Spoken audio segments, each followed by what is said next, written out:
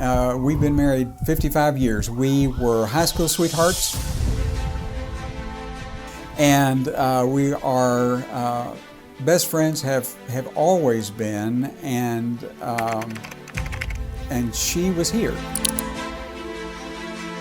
I think I told her, because she was filled with tears and was obviously very, very scared, and I told her we're still in the game, but I don't know where this is going to go. That if she was a praying person, that she should start praying, because he was still with us, but I didn't know how this was going to end up.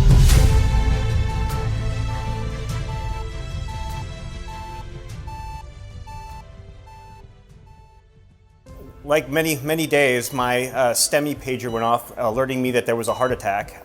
I immediately responded to the emergency room, and when I got there, I met Mr. Warnock. Well, sort of met him, as the emergency room department was performing CPR, and he was coding, and he ultimately coded 3 different times with them doing CPR and shocking him back to life.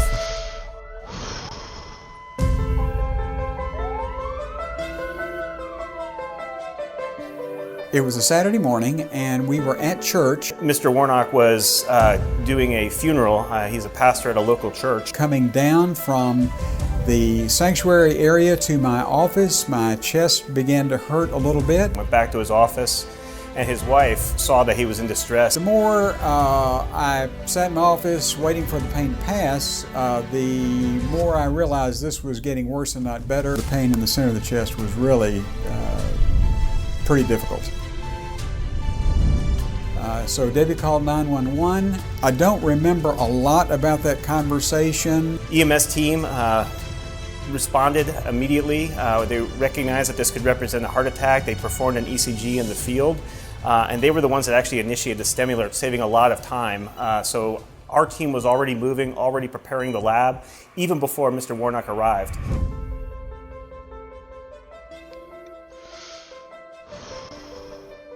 We took him emergently to the cath lab, because it was his only shot to try to save his life. When we got to the cath lab, we found that the left anterior descending artery, the artery down the front of his heart, was 100% occluded, the widowmaker.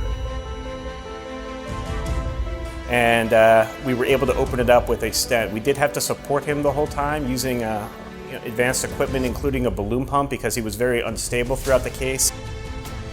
And fortunately, we were able to successfully open up the vessel that was 100% blocked. Following that procedure, his heart had been significantly stunned, and I immediately called my colleagues at Duke, and we transported him emergently down to Duke for advanced care. And fortunately, Mr. Warnock made it through that hospitalization, and he was able to go home to his family and spend Christmas this year with his family.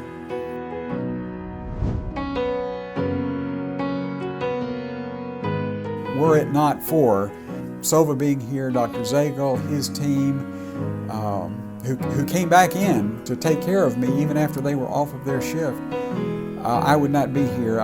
We would not be having this conversation. Unfortunately, it is something we do fairly regularly. Heart attacks in this community are a regular occurrence. All our training and working together had paid off, and we had a successful outcome. We dated for 4 years. We've been married for 55 years. We are not tired of each other by any means, and now we, in retirement, just have the rest of our lives to spend together.